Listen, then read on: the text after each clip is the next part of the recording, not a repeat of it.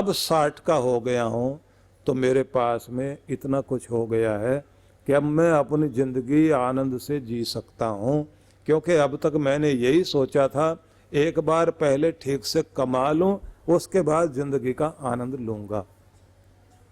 जैसे ये सब हिसाब करते करते पुरानी बातें वो याद करता जा रहा था, क्या क्या संघर्ष मैंने किए, कैसे पेट काट करके एक एक चीज़ मैंने जोड़ी, कैसे अपनी नींदें खराब कर करके मैंने धन कमाया, कैसे मैंने अपने बच्चों के साथ भी नहीं बैठ पाया, मैं अपनी पत्नी की बात भी नहीं सुन पाया, मैंने कभी रिश्तेदारों के बीच में भी ज़्यादा देर जाकर बैठ नहीं पाया। किस तरह से मैंने ये पैसे इकट्ठे किए, क्या कुछ मैंने ये उपलब्धियां पाई, सब हिसाब लगा रहा था। और अचानक चक्कर आना शुरू हो गया। पहले तो उसे लगा कोई गैस होगी, फिर उसे लगा कोई सर्वाइकल की प्रॉब्लम है, फिर उसे लगता है कि कुछ वीकनेस हो गई है, चेकअप कराएंगे। और इतनी देर में चक्कर खाकर नीचे गिर गया। और जैसे चक्कर खाकर गिरा तो उसने देखा कि कोई एक काली छाया सामने दिखाई दे रही है। तो इसने पूछा, कौन हो तुम? बोले, हम वही हैं जो आखिर में आया करते हैं। यमराज हो? बोले हाँ। ले जाने आए हो? बोले बिल्कुल ले जाने आए हैं। बोले अभी तो मैंने जीवन जीने की तैयारी की थी और तुम लेने के लिए भी आ गए। तो उन्होंने कहा कि जीवन जीने की तैयारी करने का मतलब नहीं होता, जिंदगी तो हर पल आनंद मनाने के लिए होती है, खुशी मनाने के लिए होती है, ये तुम्हारी शर्तों पर नहीं चलती। इसने कहा एक काम करिए, मैंने इतनी मेहनत से पैसा कमाया है, इसमें से थोड़ा बहुत आप ले लीजिए और बाकी हमें कुछ साल और जीने का मौका दे दीजिए। उस काली छाया ने हंसते हुए कहा कि ये कागज के टुकड़े तुम्हारे लिए कीमती हैं, हमारे लिए तो ये सब बेकार हैं, और ये रिश्वत जो है ये दुनिया में काम कर जाती होगी, हमें काम नहीं करती। बोले आधा आधा कर लेते हैं ना। यमराज ने फिर डांटा और ये कहा यहाँ आधा पूरा कुछ नहीं होता। बोले नहीं, आधा आधा कर लेते हैं, आप मुझे 1 साल जीने की मोहलत दे दीजिए और फिर देखिए मैं कैसे जीता हूँ, क्योंकि मुझे होश आ गई जिंदगी जीने की। अब तक जो मैंने लापरवाही की है, अब तक मैंने अपने शरीर का ध्यान नहीं रखा, अब तक अपने परिवार का ध्यान नहीं रखा। अब मैं पूरी दुनिया घूमना चाहता हूँ, मैं हर पल का आनंद लेना चाहता हूँ, मैं खुशी खुशी जीऊंगा, एक एक क्षण में मैं संतुष्ट होकर जीऊंगा। मैंने प्रार्थना नहीं की, मैंने कमा करके अपने लिए तो मैं जिया हूँ, लेकिन अपने लिए भी नहीं जिया हूँ। मेरी तो कोशिश ये थी कि बस इकट्ठा करता चला जाऊँ। अब मुझे बहुत समझ आ गई है, आप मुझे जो है 1 साल का मौका दो। काली छाया ने कहा 1 साल की बात क्या, तुम्हें 1 घंटे का टाइम नहीं मिलेगा। इसने कहा ऐसा करो, अच्छा सारी प्रॉपर्टी रख लो, 1 घंटा तो मुझे और दे दो। काली छाया फिर कहती है 1 घंटा भी नहीं मिलेगा। अच्छा चलो, सारा सब कुछ जो भी कुछ है, मेरा नेम फेम रुपया पैसा सब मैं देने को तैयार हूं, 5 मिनट तो दे दो ना। और अब यमराज ने कहा कि अच्छा ये बता 5 मिनट में क्या करेगा? इसने कहा मैं लिखना चाहता हूं कुछ। क्या लिखेगा? इसने कहा कि मैं इस दुनिया के नाम ये लिखना चाहता हूं कि पागल लोगों, पैसा इकट्ठा करने में अपनी जिंदगी खराब मत कर लेना, अपनी सेहत खराब मत कर लेना, अपना चैन खराब मत कर लेना, अपनों के लिए मोह ममता में आकर के इतने पाप और गुनाह मत कर लेना कि तुम्हारी आत्मा कलुषित हो जाए। आखिर तक एक एक क्षण का आनंद लेते हुए जीना। जिंदगी न कल में है, न आज में है, न उस क्षण में है जो बीत चुका है। हर पल में जिंदगी है, जो भी तुम्हारे सामने, अगर उसका आनंद लेकर जी सकते हो तो तुम्हें जीना आ गया। मैं ये लिखना चाहता हूं।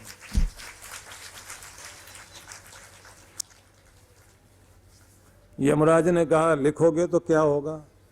बोले जैसा मूर्ख मैं हूं ऐसे दुनिया में बहुत सारे मूर्ख हैं, वो पढ़ेंगे तो उनको अकल आएगी। यमराज बहुत जोर से हंसे और बोले तुम जैसे बहुत लोगों ने किताबें लिखी हैं और लाइब्रेरियां भरी पड़ी हैं, कोई नहीं पढ़ता उसको। और तो और शमशान घाट के पत्थरों पर भी लिखा हुआ है, वहां भी लोग एक दूसरे को छोड़ के आते हैं और पत्थर पे पड़ी हुई बात, लिखी हुई बात को पढ़ के भी आते हैं उसके बाद भी घर आते आते भूल जाते हैं और वहीं से आते आते शेयर मार्केट के भाव की बात करने लग जाते हैं। इसलिए इस चक्कर में मत पड़ कि तेरे लिखे हुए को दुनिया पढ़ेगी और उनको समझ आ जाएगी। ये दुनिया में मोह और दुनिया की माया का प्रभाव ऐसा है, इस दुनिया में लोग जाग नहीं पाते, वही जागता है जिस पर गुरु की कृपा हुआ करती है। और जो जाग गया वो जिंदगी को जीता है। न तो किसी का रोब चलता दुनिया में, न किसी का प्रभाव चलता, न किसी की संपत्ति काम आती। अगर काम आती है, एक क्षण जीने का तरीका आ जाए, समझ आ जाए, कमाया कुछ भी छोड़ना यहीं पड़ेगा। अगर साथ जाएगा तो धर्म जाएगा, साथ जाएगी तो भक्ति जाएगी, उसी से तुम्हारा कल्याण हो सकता है, नहीं तो किसी चीज से कल्याण होने वाला नहीं है। अब ये बात जब समझ आ जाए तभी भला, लेकिन आती है क्या किसी को? इतने सुनते हैं, एक दूसरे को सुनाते समझाते हैं। अब तो व्हाट्सएप पर ज्ञान बंटता है, एक दूसरे को सारी बातें बोलते हैं और भेजते हैं। उसके बाद भी कौन पढ़े, कौन समझे, कौन विचारे, इतनी फुर्सत है ही नहीं। इसलिए निवेदन ये करना चाहता हूं कि जब आप एकांत में बैठकर अपने अंदर कुछ प्रश्न उठाते हैं, उनके उत्तर खोजते हैं, और जब ये सोचते हैं कि अब तक जैसे जिंदगी बीती बीती, अब एक नए तरह से जिंदगी जीने के लिए मैं तैयार हूं।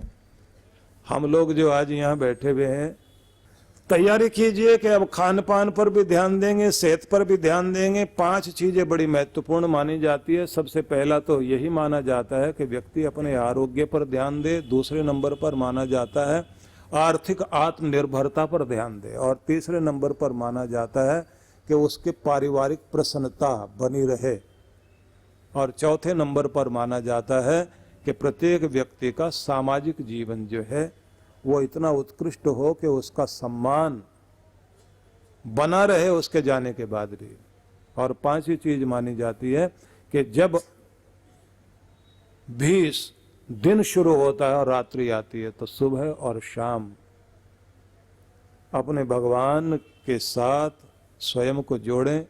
गुरु, धर्म और भगवान, इनके प्रति ऐसी वफादारी बनाए कि ये वफादारी कभी टूटनी नहीं चाहिए।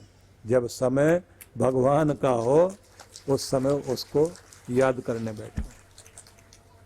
तो 5 चीजें बताई मैंने, याद करनी है आपको। मैं तो बोल के निकल गया, आपके भी दिमाग में आई और निकल गई। अब एक एक करके याद कर लीजिए। पहले नंबर की चीज है आरोग्यता। बोलिए, आरोग्यता। इसका मतलब क्या होता है? स्वस्थ रहना, निरोग रहना। तो इस पर काम करेंगे। हाथ उठा के बताइए, सब तैयार? आज से या कल से? आज से। चलिए, 1 नंबर की बात याद हो गई। करना ये होगा कि अच्छी नींद, अच्छा भोजन और परहेज का ध्यान, पानी की मात्रा भी अच्छी। आपकी टेबल पर गिलास पानी का भरा रहना चाहिए। पानी को देखते ही प्यास लगती है, नहीं तो आप भूल जाओगे पानी भी पीना है। ध्यान रखिए। और आपको ये भी ध्यान रखना है कि आपकी टेबल के ऊपर एक सुंदर सा फूल जरूर रखें, जिसको देखकर आपको मुस्कुराहट याद आए और चेहरे पर ताजगी बनाए रखनी है, ये याद रहे।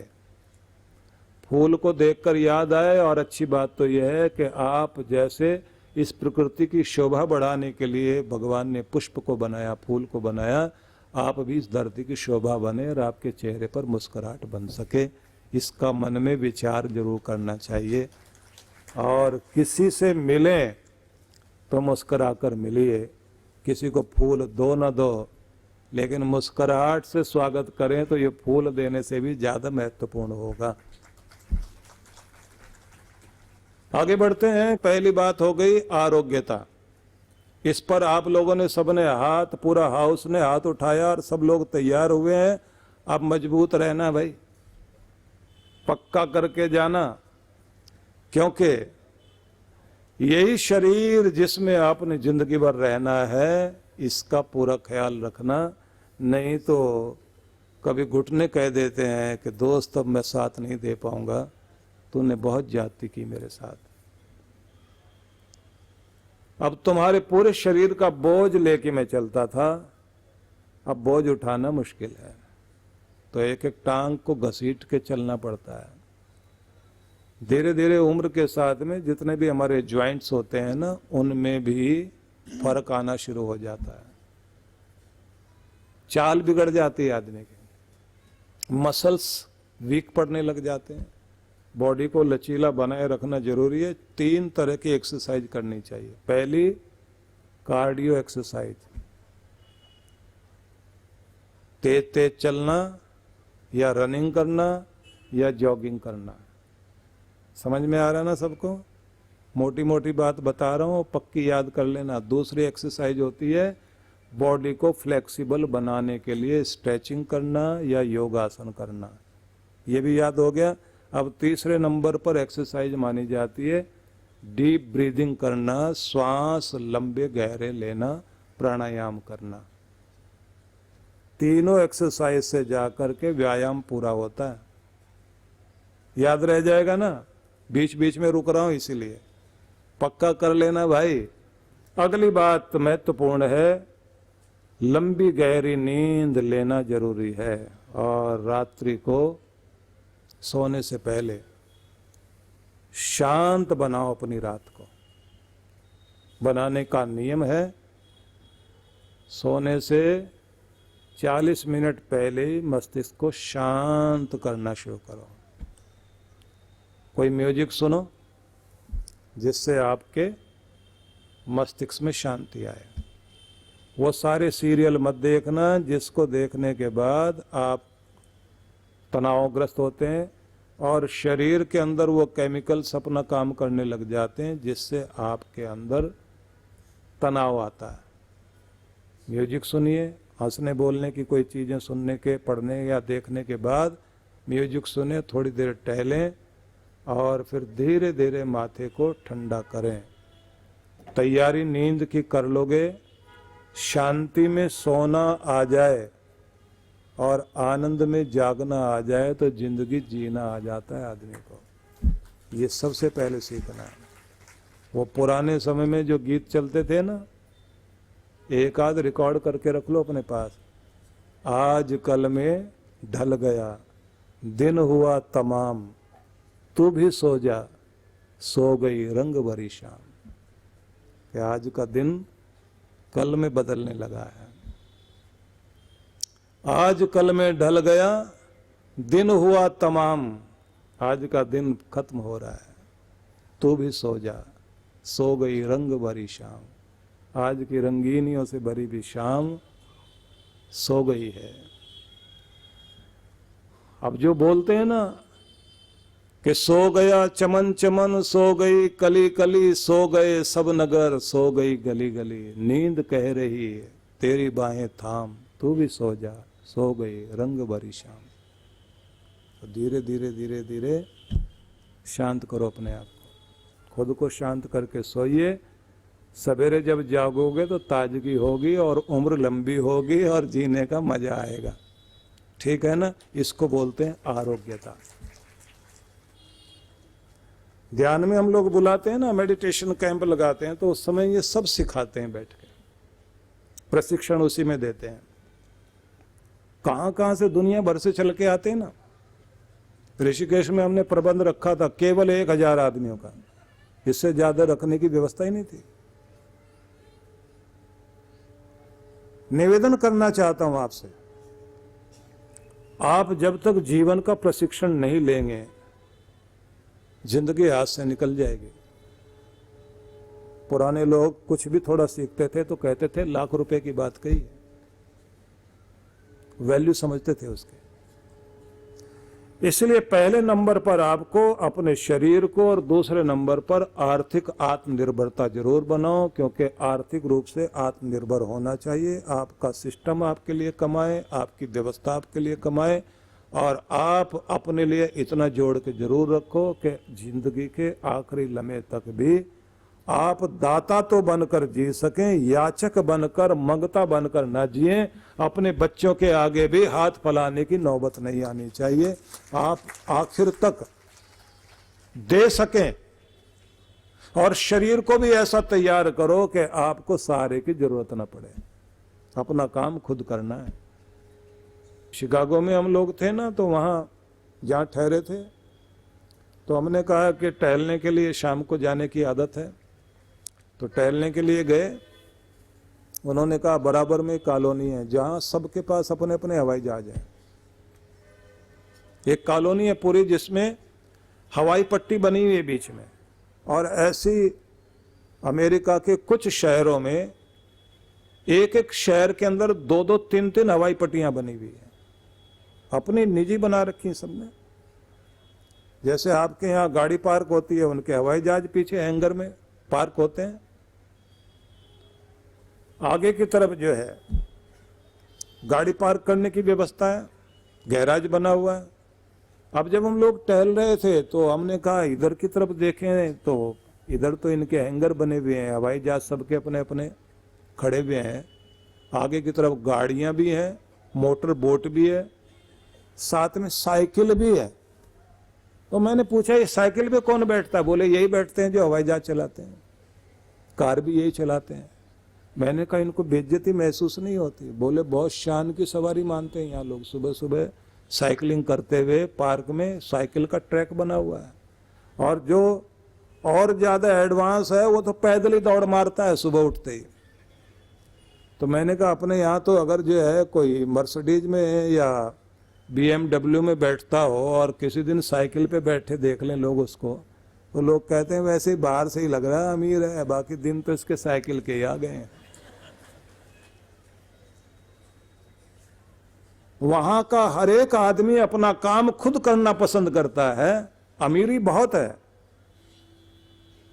अपने घर की सफाई खुद करेंगे, अपने काम खुद करेंगे, साइकिल पर भी बैठते हैं, सैर भी करते हैं, दौड़ भी लगाते हैं, क्योंकि पहली दौलत आपकी, आपका शरीर है, और उसे भी इस लायक बनाना कि आखिर तक अपना काम खुद करते जाना है, दूसरे का काम नहीं।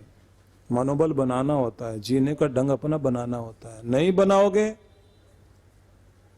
तो जिंदगी तो अपनी जगह चली रही है। संसार के जो नियम है अगर उनका पालन नहीं करोगे तो ये ध्यान रख लीजिए बीमारियां खा जाएंगी। लोहा धीरे धीरे जंग लग जाता है, और जंग लग जाएगा तो लोहा कितना भी मजबूत है किसी काबिल नहीं रहेगा। तो अपने आप को जंग मत लगने दीजिए। आर्थिक रूप से भी आत्मनिर्भर बने, और अपने परिवार को आप उपहार दो ना दो, उनको टाइम दो, उनके साथ बैठो, उनके दिलों तक पहुंचने की कोशिश कीजिए, उन्हें अपनाने की कोशिश कीजिए। इससे बड़ी कोई दौलत नहीं है जो आप प्यार एक दूसरे को देते हैं, एक दूसरे के लिए सेक्रीफाइस करते हैं। रिश्ते आपके जिंदा होते हैं सिर्फ प्यार से। अपने प्यार से अपने रिश्तों को जिंदा रखिए, और सामाजिक रूप से भी आपको अपना विकास करना चाहिए, समाज के लिए भी कुछ न कुछ करना चाहिए। और आखिरी चीज है वफादार बन जाओ गुरु के, वफादार बन जाओ अपने भगवान के, वफादार बन जाओ अपने नियम के, कि दुनिया इधर से उधर हो जाए, जो वक्त मेरा भगवान की पूजा का है वो मैं किसी को देने वाला नहीं है, उसी समय में बैठूंगा। तो कुछ तो याद रहेगा ना। कृष्ण भगवान ने कहा है हजारों में से कोई ही इस तरफ आएगा, जो आएगा भी सही, सिद्धि के लिए कोशिश करने वालों में भी हजारों में से कोई होगा, और तत्व से मुझे जानने वाला भी कोई कोई होगा, अपनाने वाला भी कोई कोई होगा। तो अगर आप चुन लिए गए हैं तो भगवान का धन्यवाद कीजिए, और इस राह में और दृढ़ता से आपने आगे बढ़ना है। आप सबके लिए बहुत बहुत शुभकामनाएं मेरी। जीवन संचेतना, लाखों पाठकों की बुद्धि को सच्चेतना से और हृदय को सद्भावना से परिपूर्ण करने वाली मासिक पत्रिका जीवन संचेतना। ये देववाणी है परम पूज्य श्री सुधांशु जी महाराज के उपदेशों को पढ़ने एकमात्र समान उपयोगी मासिक पत्रिका जीवन संचेतना, सदस्यता शुल्क भारत में।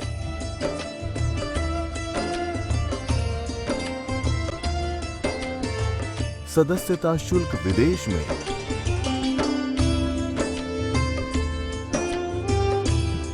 यदि आप जीवन संचेतना की सदस्यता प्राप्त करना चाहते हैं तो इस पते पर संपर्क करें। विश्व जागृति मिशन, आनंद धाम आश्रम, नांगलोई नजफगढ़ रोड, बक्करवाला मार्ग, नई दिल्ली